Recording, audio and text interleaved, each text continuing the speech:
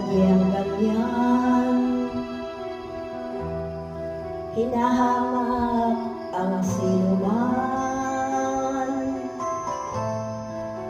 tanggapin kasiyahan.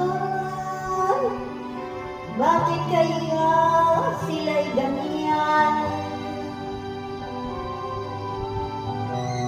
Wala silang karapatan na ako ay paratangan, pagkat sila'y walang alam sa tunay kong pinagmulan. Wala ako